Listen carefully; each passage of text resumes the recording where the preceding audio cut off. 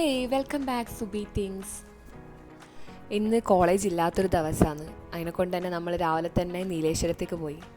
നീലേശ്വരത്ത് പോയി അവിടുന്ന് ചായയൊക്കെ കുടിച്ച് അപ്പോഴേക്കൊരു മഴ പെയ്ത പിന്നെ എന്തെങ്കിലും തണുത്ത് കഴിക്കാൻ തോന്നിയിട്ട് നമ്മൾ ഒരു സിപ്പപ്പ് വാങ്ങി കഴിച്ച് കുറച്ച് സമയം അവിടെ തന്നെ നിന്ന്. കാരണം മഴ ചോർന്നിട്ടേ ഇല്ലേനു. കുറേ സമയം എന്തെല്ലാം അങ്ങോട്ടും ഇങ്ങോട്ടും സംസാരിക്കുകയും ചെയ്ത് പിന്നെ വിചാരിച്ച് ബസ്സിന് പോകണ്ട, നടന്ന് പോവാം. അങ്ങനെ നമ്മളെല്ലാവരും കൂടെ നടന്ന്. ഞാനും സാന്ദ്രയും ജിജിയായിരുന്നുള്ളത്.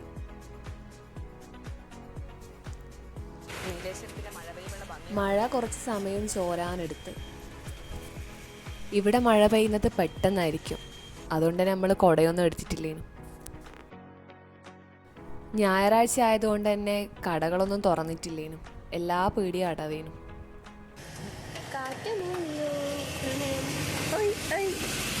മഴ ചോർന്നു ഇനി നമ്മൾ യാത്രയാവുകയാണ്. നമ്മൾ നടക്കുകയാണ്. ഒരുപാടുണ്ട് നടക്കാൻ. നടന്നിട്ട് പോവാന്ന് വിചാരിച്ചു. റെയിൽവേ ട്രാക്ക് മുറിച്ച് കടന്നിട്ട് നമ്മൾ അപ്പുറത്തേക്ക് പോയിട്ടാണ് പോയത്. പീടിയിൽ എന്തെല്ലാം സാധനം വാങ്ങണേനോ അതെല്ലാം വാങ്ങി നമ്മൾ റോട്ടുമ്മ കൂടെ നടക്കലായി. പോകുന്ന വഴിക്കുള്ള ഒരു അമ്പലമായത്. ഇവിടെ കാണാൻ തന്നെ നല്ല ഭംഗിയാണ്. പിന്നെ നമ്മൾ അങ്ങോട്ട് പോകുമ്പം ഒരു സ്പോട്ട് കണ്ടുവച്ചിട്ടുണ്ടേനു. ഈ ചെറപ്പുറം സ്ഥലത്തൊരു തോട്.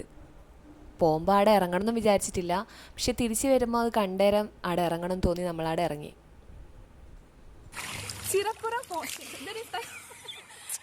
നല്ല ഭംഗിയുള്ളൊരു സ്ഥലമാണ്. നിറയെ വയലും ഒരു കുളവും തോടെല്ലായിട്ട് അടിപൊളി സ്ഥലം. ഇവിടെ നമ്മൾ ബസ്സിൽ പോകുമ്പോൾ എപ്പോഴും കാണലുണ്ട് ഈ സ്ഥലം, പക്ഷേ എങ്കിൽ ഇറങ്ങിയിട്ടില്ല. ഇന്ന് ആദ്യമായിട്ടായിരുന്നു നമ്മൾ ഇറങ്ങിയത്. പക്ഷെ അടിപൊളി സ്ഥലം. കൂട്ടുകാർ ഫ്രണ്ട്സെല്ലായി വന്ന് ഇവിടെ തോട്ടിലൊക്കെ കളിക്കാൻ നല്ല രസമായിരിക്കും.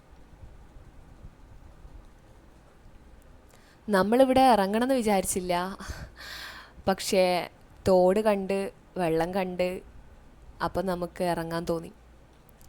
ആദ്യം കാലെല്ലിട്ട് വെറുതെ ഇറങ്ങി, പിന്നെ അവസാനം അത് നീന്തലായി.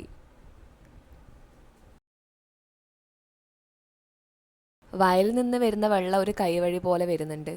അതിൻ്റെ ഇപ്പുറത്തൊരു തോട്, അപ്പുറം നല്ല വയൽ. അവിടെ ഇരിക്കാൻ തന്നെ നല്ല രസമായിരുന്നു. വൈകുന്നേരങ്ങളൊക്കെ വന്നിട്ട് അവിടെ ടൈം സ്പെൻഡ് ചെയ്യാൻ നല്ല രസമായിരിക്കും.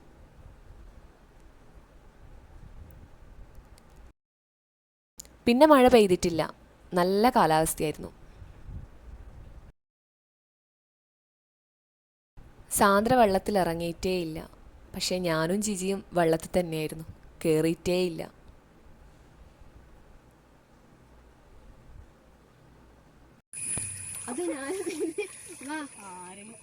ജിജി ഇങ്ങോട്ട് നോക്ക്.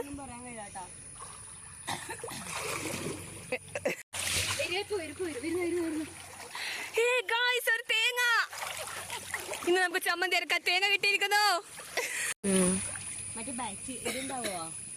ഒന്നും ഉണ്ടാവില്ല. നമ്മളിവിടെ ഇറങ്ങണം എന്ന് ഒരിക്കലും വിചാരിച്ചല്ല, പക്ഷെ കണ്ടു, ഇഷ്ടപ്പെട്ടു, ഇറങ്ങി. പ്രതീക്ഷിക്കാതെയാണ് വന്നെങ്കിലും തോർത്ത് എപ്പോഴും നമ്മുടെ ബാഗിൽ കരുതണം. എവിടെ വെള്ളം കണ്ടാലും ഇനിയിപ്പോ റോഡിൽ ഒരു തോർത്ത് എടുക്കുന്ന എപ്പോഴും നല്ലതാണ്. കാരണം എവിടെയും വെള്ളം കണ്ടിട്ടുണ്ടെങ്കിൽ എന്തായാലും ചാടാലോ.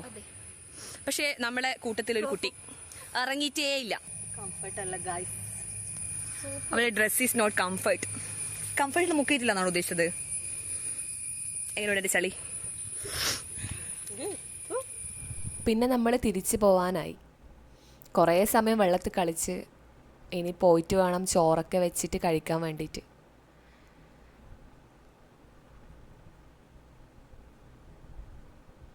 ഇങ്ങനെ ഉണ്ടായിരുന്നു. Super natural bath. വയലിനോടും തോടിനോടൊക്കെ ബായി പറഞ്ഞ് നമ്മൾ തിരിച്ച് വീട്ടിലേക്ക് പോക്കായി.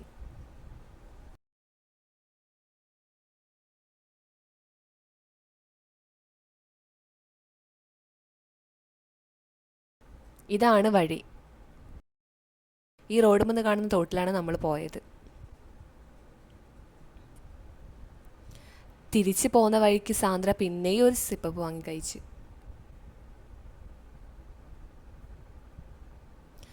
അങ്ങനെ നമ്മൾ